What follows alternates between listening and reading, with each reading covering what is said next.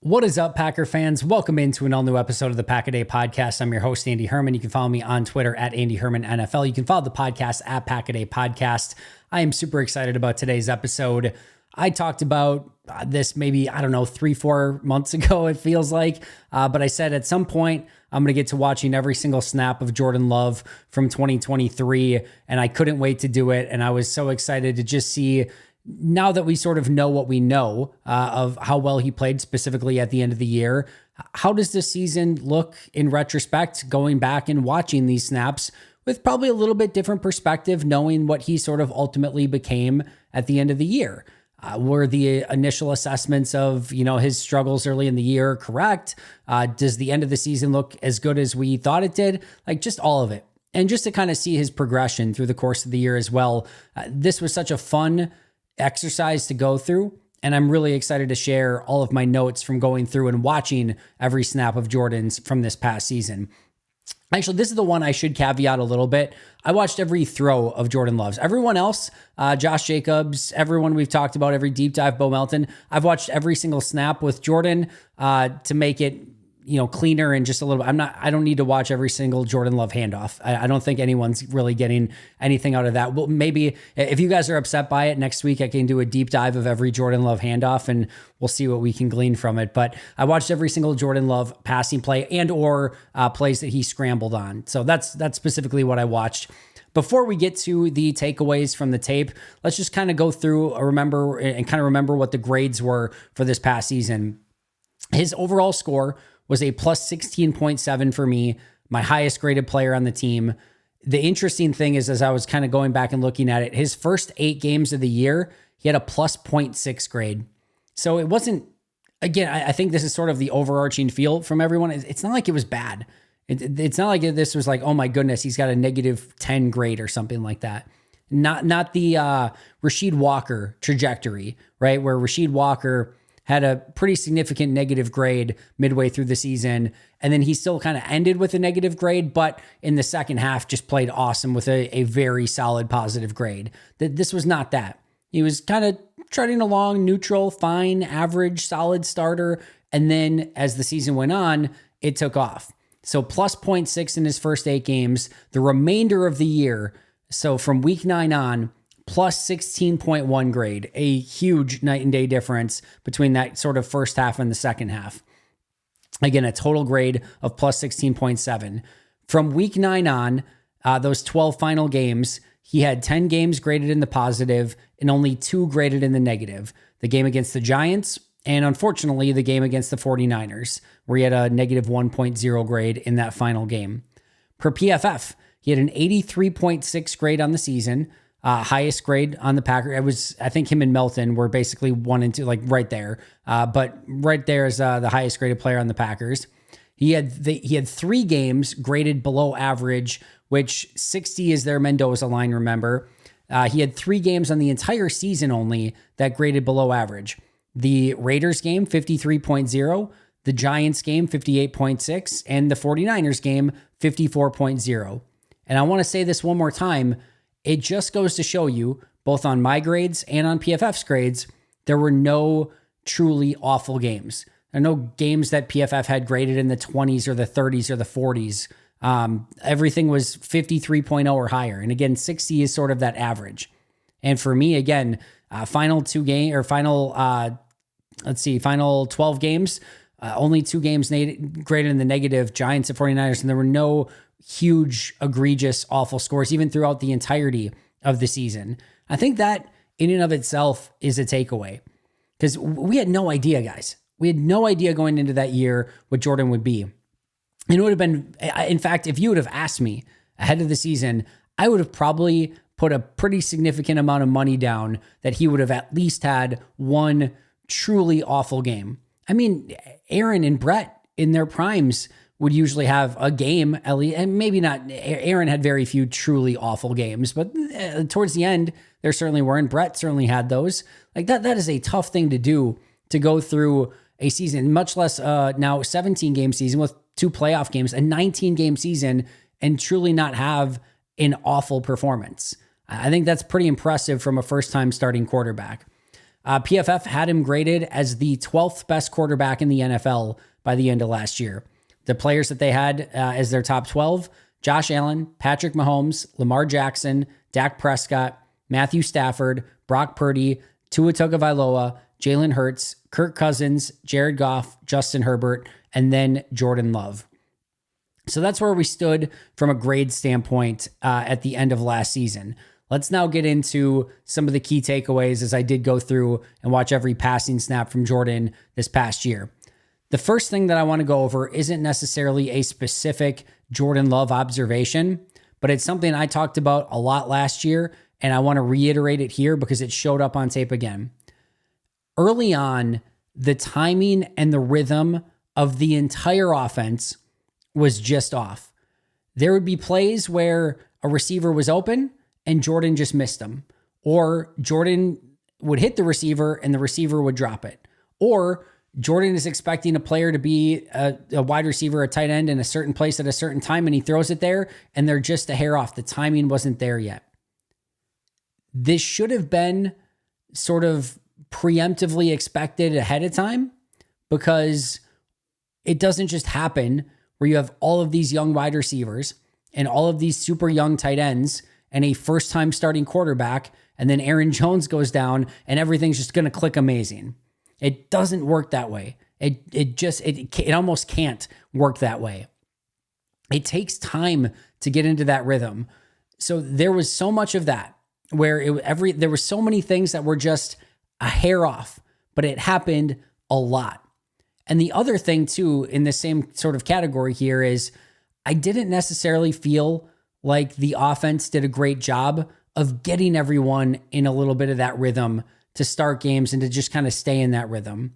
I thought sometimes maybe the offense asked a little bit too much of Jordan, and I thought there were other times it didn't maybe necessarily ask enough.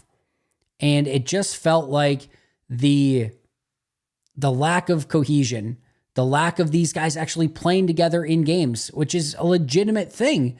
Like, these guys had never played together for the most part, other than, a couple snaps maybe here and there, that Eagles game from the year before. A lot of these, and certainly that was only with like Dobbs and with Watson, because all the rookies were not a part of that.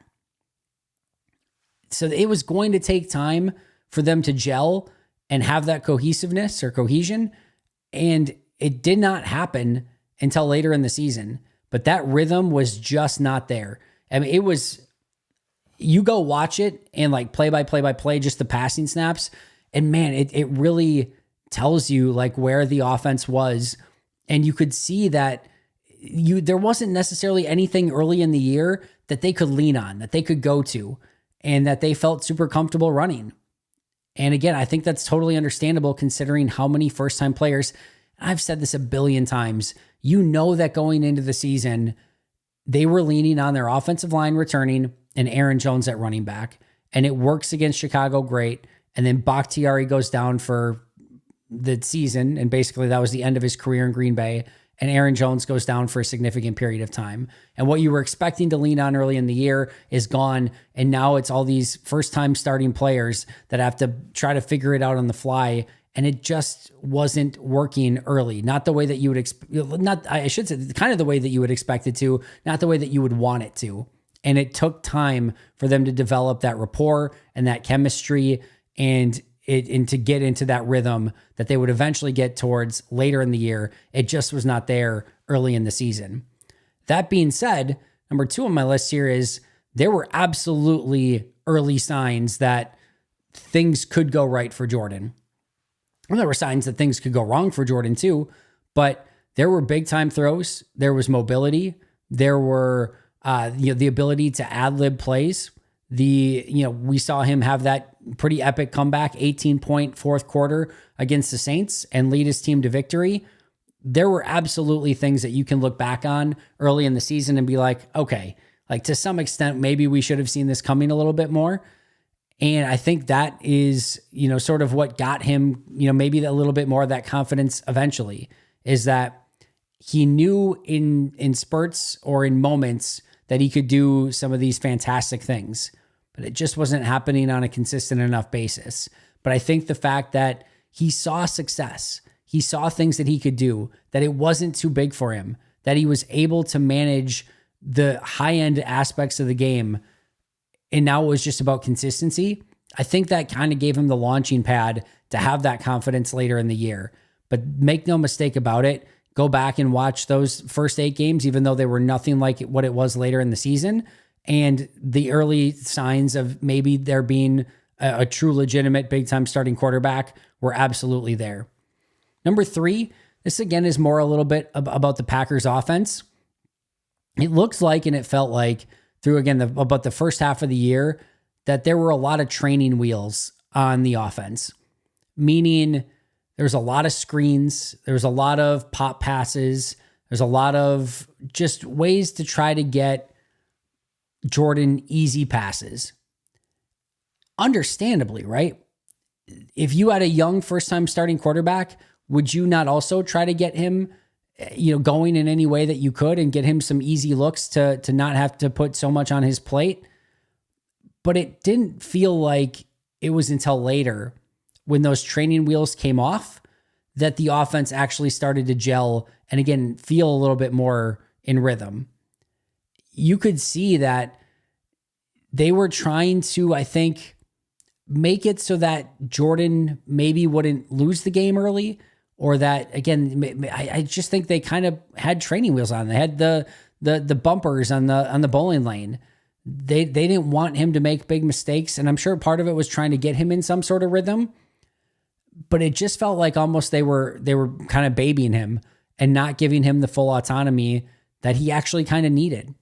And I think, I don't know if maybe there was a conversation midway through the year of like, or just a understanding of like, all right, you've gone through this now. It's time to take the bumpers away in the lanes. It's time to take the training wheels off, and you got to just go and do it. But when you go back and watch it earlier in the year, they tried to water it down, in my opinion, too much. And once they took the training wheels off and said, hey, just go play football, that's when things started to look a whole heck of a lot better.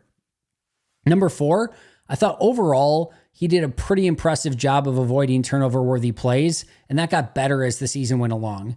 There were some mistakes. There were some mistakes in clutch situations. There were mistakes where he tried to force a ball in. He had a fumble here or there. I'm not saying it was perfect, but I thought overall he took a lot from Aaron in being risk averse, but in all the right ways.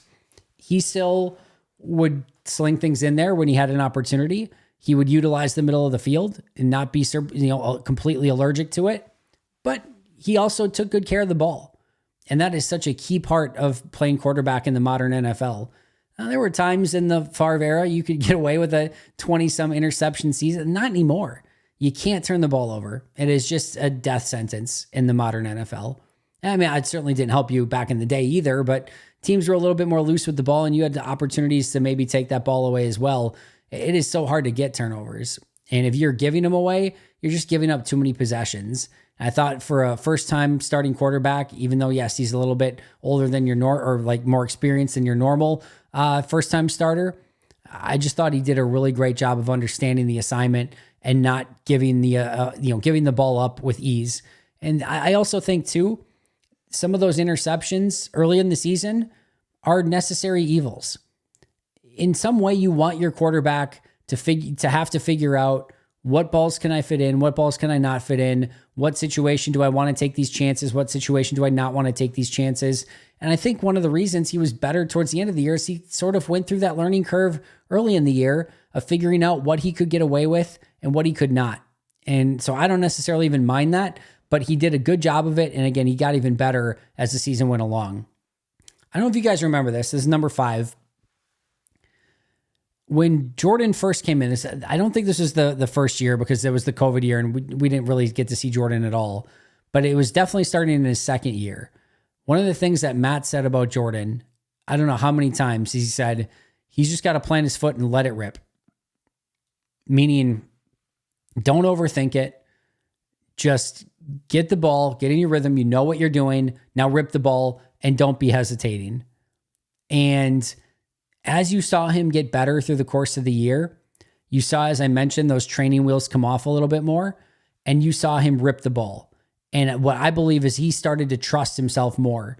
He saw glimpses of success and he took that and he grew through the course of the season. But it wasn't really until he trusted himself and he started to just sling that ball around the field. It was what I talked about with Sam Monson the other day of like early in the year, the ball left his hand and you didn't know kind of what was going to happen. Was it going to be incomplete? Was the throw going to be awry? Was it going to be complete?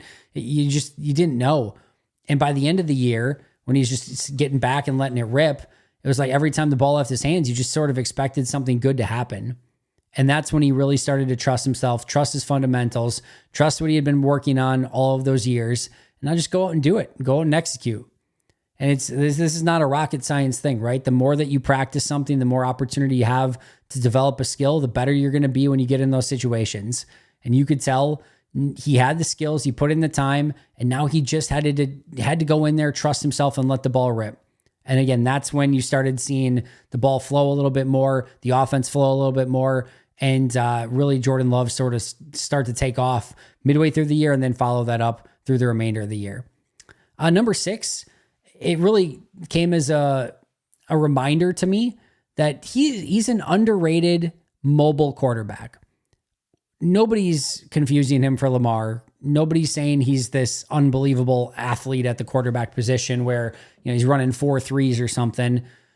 It's very early Aaron Rodgers-esque where he could escape the pocket when he wanted to. He could pick up first downs. He could run away. There's one play in particular. It's against the Kansas City Chiefs.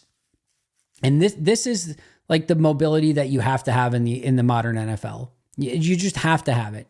And yes, if you're a Tom Brady, a Drew Brees, and somebody that's really good at navigating the small area within the pocket, maybe you can get away with it still. But the play in question, or the play I'm talking about here, is against the Kansas City Chiefs, and Chris Jones wins immediately on the inside. And Jordan recognizes that Jones wins, and then he has the ability, just raw athleticism, to run away from Chris Jones and then pick up the first down on the play. And some of these quarterbacks that don't have that mobility, I don't know. Like they probably just don't escape it. It's a sack for Chris Jones. But Jordan has enough mobility in those situations. Somebody gets through clean, especially if it's a defensive tackle, he can run away, pick up a first down, and it ends up, instead of being a sack, it ends up being a positive play. He has underrated mobility. There are a couple of big time runs that he had through the course of the season. And I do think it's something that he could potentially utilize a little bit more. I'm not necessarily asking for it because I think the best quarterbacks play from within the pocket, and that should still be his goal, and it clearly wants to be his goal. And as time goes on, you get slower, the legs wear down, so the quicker he can learn how to be a pure pocket passer, the better.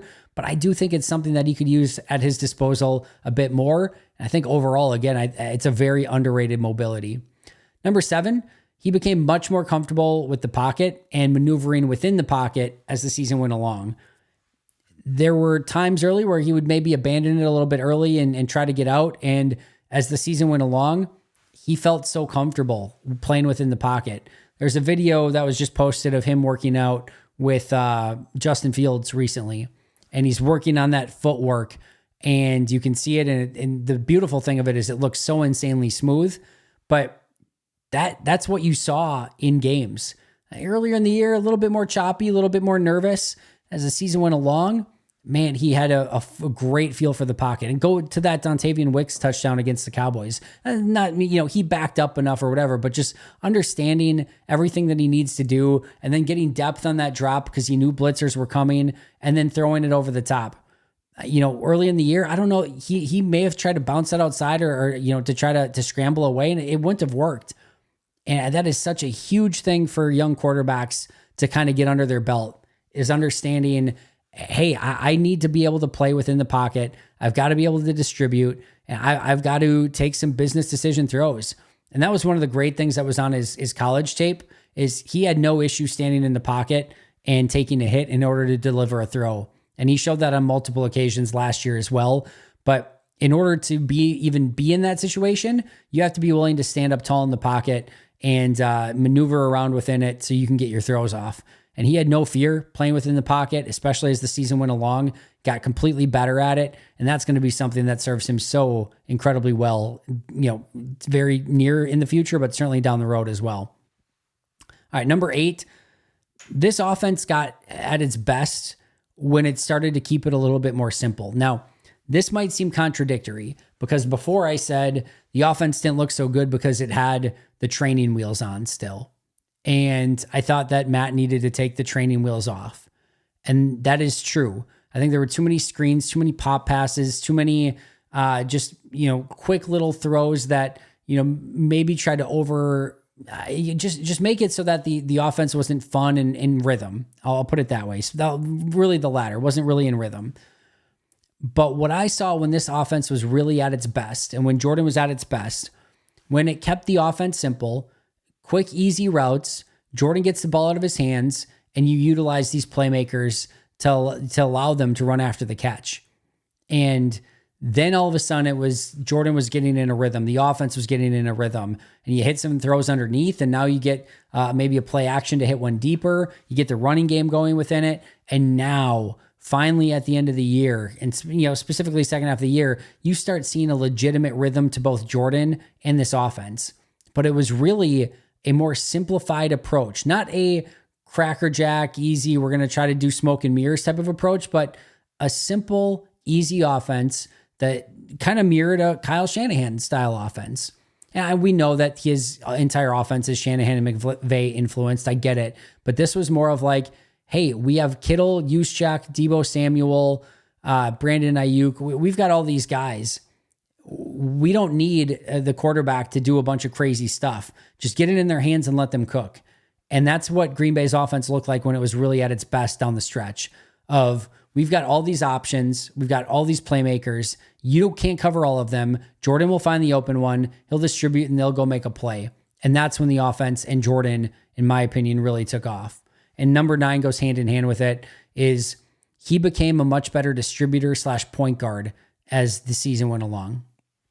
He became somebody that, like I said, got the ball out of his hands quickly more often than not, didn't allow pressure to come, just found the open guy, ripped it to him, might have been 5 or 6 yards, but it just kept everything moving. It kept everything in rhythm.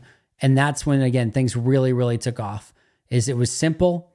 They took the training wheels off. He was allowed to throw where he wanted to throw, and he became a much better distributor. And it went hand in hand with the development of the wide receivers and the tight ends and him trusting them more, the wide receivers getting better, the tight ends getting better. And all of a sudden you've got all these weapons everywhere, and Jordan can distribute, be that point guard, get the ball in their hands, and they can do more of the heavy lifting. All right, number 10, he showed big time playability and big time throws all throughout the season. Ad-lib plays, dominant down the field throws, like a little bit of everything. But he had the playmaking ability from pretty much day one. He had the ability to make big time throws against the Buccaneers in the corner of the end zone for a touchdown. We can go on and on about some of the high end ridiculous throws that he made through the course of the season. I posted some on Twitter in the middle of last week, but those were all there. And when we start putting together like the case for like why you pay Jordan Love so much money, it's because what do we talk about? He didn't have any catastrophically bad games. He kept them in the vast majority of the games. Some games they won because of him. He has big time throw ability, ad-lib ability, playmaking ability, above average scrambling ability. There's a lot of things that he has in his favor. And that's why you pay him a big contract, and that's why you keep him as the face of your franchise. But all of those big time throws were definitely there. Now he needs to convert on more of them. That goes without saying, but he had the ability to make them, and especially some of the ad-lib stuff was super, super impressive. Number 11, the accuracy still needs to improve. And yes, his completion percentage got better as the season progressed, but his accuracy at times was still left, you were left wanting more. And that's not the worst thing, because I think he has room for growth.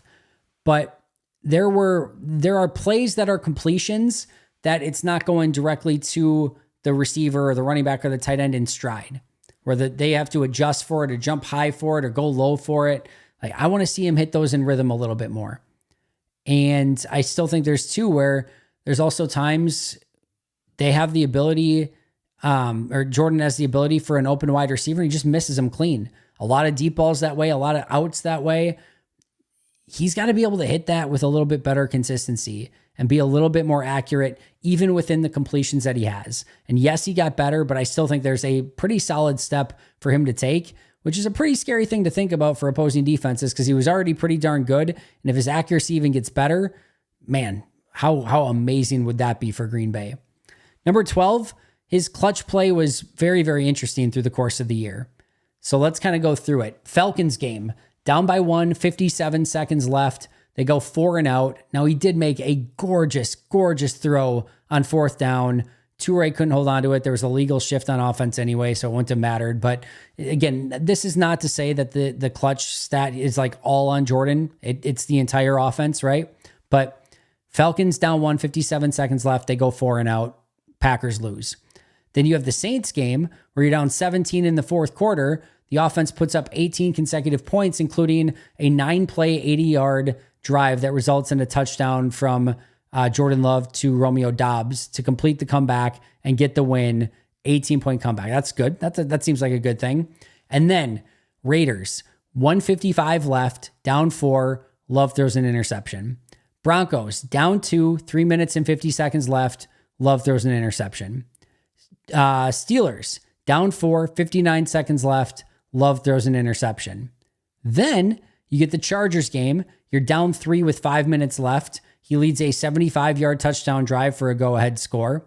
The Giants, he's down by 5. There's 3.5 minutes left. He led a 9-play, 36-yard touchdown drive that was capped by a Love to Heath touchdown. Now, the defense ended up blowing that game, but that's not the offense's fault. They went down in what should have been probably a game-winning touchdown drive. It's just unfortunate the defense couldn't hold up their side of things.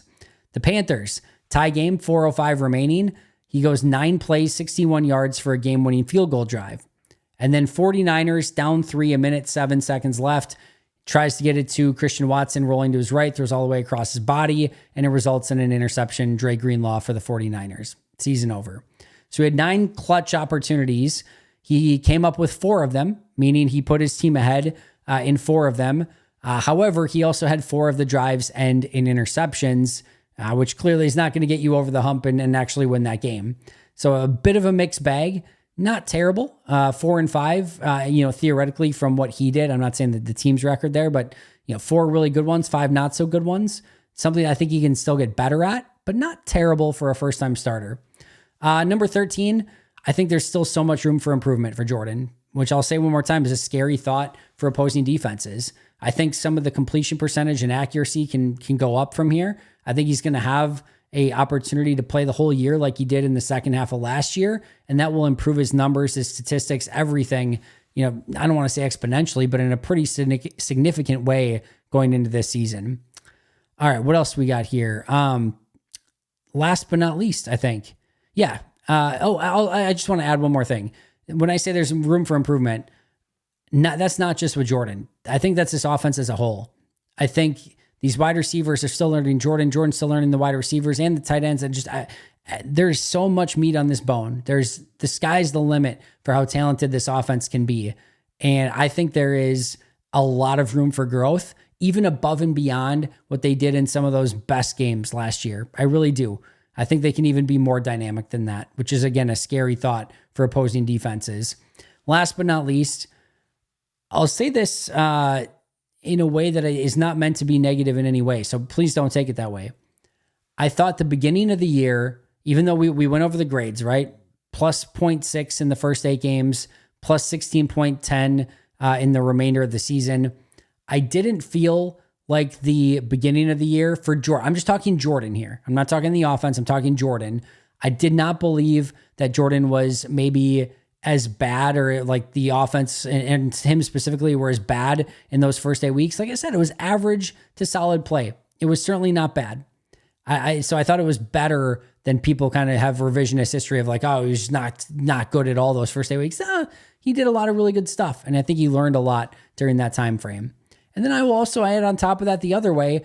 I didn't think outside of there were a few games towards the end, but I didn't think like that second half of the year, I thought there was still a lot of growth for Jordan to do. I really do. So that part wasn't quite as epic as people make it out to me, because I feel like it's like the two halves of the season. That Steelers game is kind of the line in the sand, where the early in the season, not so great, and the second half is like, oh my God, he's an MVP. I didn't think the end was quite that good, and I think the beginning was quite that bad. I still thought the end was better. I still thought the end was really good, but I think there's still so much room for Jordan to improve. And that's what I saw even towards the end of the season when he was still playing pretty freaking well. And then I'll just kind of end by saying this. The 3 games that I really saw, I think, peak Jordan Love were the Minnesota, Chicago, and Dallas 3-game stretch at the end of the year. And remember, Minnesota, Dallas, they have to have those wins. In order to make the playoffs, they have to win both of those games. I know neither team were good, and I know neither team had anything to play for at that point, but they had to have those wins. And of course, you have to win in Dallas or you're eliminated from the playoffs. In those 3 games combined, Love was 67 of 86, 77.9% completion percentage, 77.9% completion percentage, 844 yards, 8 touchdowns, no interceptions, took only 1 sack, had a rushing touchdown, did have 1 fumble. I mean, just unfreaking believable numbers. Minnesota, Chicago, Dallas, that 3-game stretch, completed 78% of his passes, basically. It's unbelievable. That was the really, truly fun stretch to watch. And I'll just end again finally with this. To me, he is the franchise quarterback. There's still a lot of room for growth, and that is a good thing. He is not stagnated. He has not reached his peak. There are still significant steps for him to get even better from what we saw from what was a really epic second half of last year. That's going to do it for me today. Hope you enjoyed this Jordan Love deep dive. I know I certainly did. Shout out to our Hall of Fame and All-Pro members, Most Hated Minnesotan, PJ Wynn, John Wild, Shea Dad, Brandon Pauletta, Jennifer Wright, Boom Handle, Donald Lee, Lori Lord, Baby QB, David McCluskey, Donald Decker, Dan Miller, Alex Huang, Arnaldo Espinoza, Dan Guestford, Peter Ataka, and Caleb Cookster. See you guys tomorrow. But until next time, and as always, go Pack Go.